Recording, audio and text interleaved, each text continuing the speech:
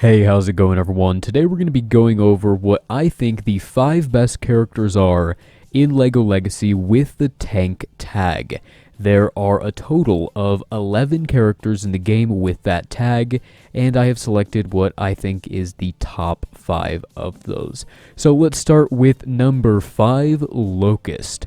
Locust is actually quite a solid tank character that actually does a decent amount of damage.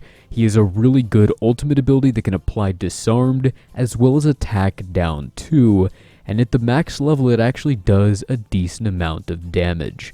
There's also a lot of interesting synergies in here which might become a lot better very soon if we get more space characters or perhaps even some space rework. So there's definitely potential here for him to get even better.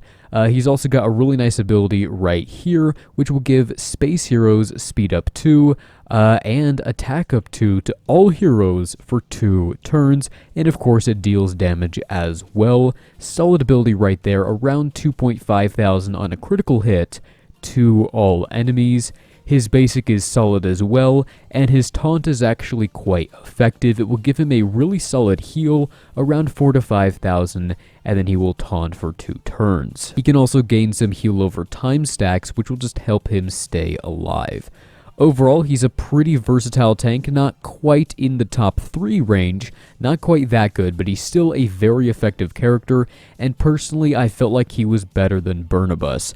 Those were the two I was really debating between, and Barnabas is a really solid tank, but he is very dependent on Magisto, and without Magisto, he's not great at all. So I decided to put Locust above Barnabas, but he does get the honorable mention. And by the way, the next update is going to be space related, so it's very likely that Locust could become even better. I don't think they're going to nerf any space characters except maybe Kelvin, but I think it's very likely that he could even become a top 3 tank in the entire game. By the way, this list is not including Winston, even though he is in the game. He is not currently accessible. I believe his event starts in about 8 days, and he looks like he's going to be a solid tank, but we don't know too much about him right now, at least stat-wise, so I've just decided to not include him in this list. Number 4 is Captain Valiant. He is quite powerful in a pirate team, which makes him very good for arena, Brickspedition, glyph hunt, all kinds of areas of the game, and of course the gold event, the Captain Pegleg's treasure. You can get some really amazing rewards from that event, and having Valiant for that is very, very useful. So not only is he a solid character, but he can help you actually get more rewards. And if we take a quick look at my arena leaderboard, you can see that he is still used in a few teams here and there. He's relatively common, and like I said, he's super good in a pirate team. He has some really good abilities. He has a 2-turn taunt, and he also has a really nice AoE heal ability that will also grant all heroes attack up 2 for 2 turns. His passive is also pretty solid. It will increase his defense whenever he has taunt, and also his max health. I don't personally have this ability maxed, but at the max level it's a 35% defense increase and a 25% health increase.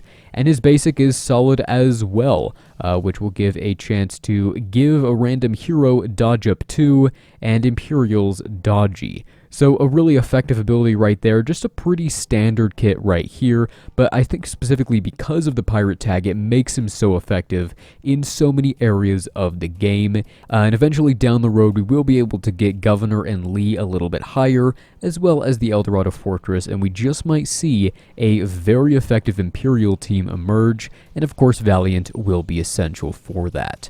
Number 3 on the list is Basil the Bat Lord. He is an interesting one because he's actually more effective, in my opinion, at a lower star level than a higher star level. Whenever he dies, he's going to give a really nice heal to your entire team, a 30% heal. So if you keep him at around 4 or 5 stars, he will die pretty often. If you have Aurora in your team with the Ice Glider, that is going to be a lot of healing because he is going to die. He's going to heal the entire team.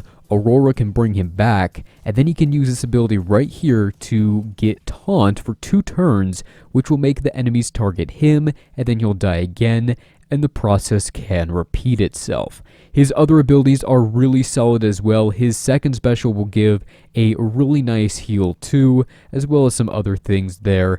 His basic is quite solid, and his ultimate is really amazing. It's also a huge heal, 40% right here. That's quite a bit, 40% of his max health. So that heal is not going to be as big if you have him at a lower star level. So personally, that's why I think 5 stars is kind of the ideal spot to have him. Personally, when his event comes around next time, I'm of course going to get tiles for him, but I am not going to promote him above 5 stars unless I absolutely have to for an event or something, because I really think that he is going to be very effective at this star level, and I've personally used him to some pretty good success in Brickspedition. And I think if you put him with Willa and Aurora, he can actually be used in Arena pretty effectively. There are a couple people who currently use him at a low star level in Arena. Also, I just have to say, this character art is absolutely amazing as always. Just look at this cape. It literally looks like the actual cape. It's like flowing around, the texture looks right. Everything about this character is incredible. I mean, look at the reflections and like the fingerprints. I mean, that's something I haven't talked about very much with this game, but the art is absolutely incredible. Like when you're building sets, oh, it just looks amazing. I wish there was actually a way to rewatch the building of sets, because they do look so incredible. But just like the glares here, this just looks like an actual minifigure. But yeah, Basil is one of my favorite characters thematically in LEGO, and they absolutely nailed the character design here in the game. And number 2, I have Lloyd. Now, I actually debated swapping Lloyd and Basil, making Basil second and Lloyd third, but in the end, I decided to go with Lloyd at number 2. He just has a really fantastic kit. Even though he was nerfed, he's still very effective, and specifically his stealth ability is great to counter the current meta of pirates, as well as some other metas like the castle timeout team, because being able to prevent counterattacks is very important, especially if Redbeard is on the enemy team. And of course, he also has a really nice self-heal. He's going to gain tons of max health, and his basic is solid as well. So overall, a really good character, and he does work well with the Ninjago faction. The Ninjago faction is a pretty good one in this game, not exactly the best right now, because it's very difficult to get any of their sets to a usable level. But I think if we could max one of their 2 sets, you might see a lot more Ninjago in Arena, and especially once people start unlocking Garmadon and getting him to 4 or 5 stars, Ninjago just might return and be a meta for a little while. We will have to see, and if so, Lloyd is going to be an essential part to that. And also, I will say he really works way better if you have Master Wu with him. Master Wu can increase his stealth duration. He can give him that dodge up too, as well as dodgy here or there. He can hide Lloyd under stealth. It's just a really effective duo. So if you have Wu, you should definitely be running these 2 characters together. And then at number 1, everyone probably saw this coming, but I put Scarlet the Buccaneer at number 1. She is, in my opinion, easily the best tank in the entire game. She has a fantastic passive taunt that will trigger whenever an ally falls below 50% health, and then she gains tons of defense, which stacks with her already high defense stat, which is the highest in the entire game. So she's going to be taking not very much damage, even from some pretty big hits, and even if she does get damaged quite substantially, she can just heal herself up with this ability right here. And not only that, she has a fantastic first special ability which can clear buffs, which is so useful for getting around taunts. Her and Master Wu in the same team is quite nice, because then you have 2 buff clears, so you can really target who you want. And her basic is fine as well. Of course, she is going to really shine with Redbeard, because she will taunt and get damaged, which will trigger Redbeard to counterattack and get disarmed on the enemy team. And I would say that these 2 are the best duo in the entire game, possibly even better than Basil and Willa. That's probably to be debated, but I do think that these 2 characters are absolutely insane together, and they basically work in any team in the entire game. Scarlet and Redbeard is just a really fantastic duo. So there you go, those are the 5 characters I think are the best in LEGO Legacy that have the tank tag. Do you agree with this list? Why or why not? I'd love to hear it. If you disagree with me, I'd love to hear why.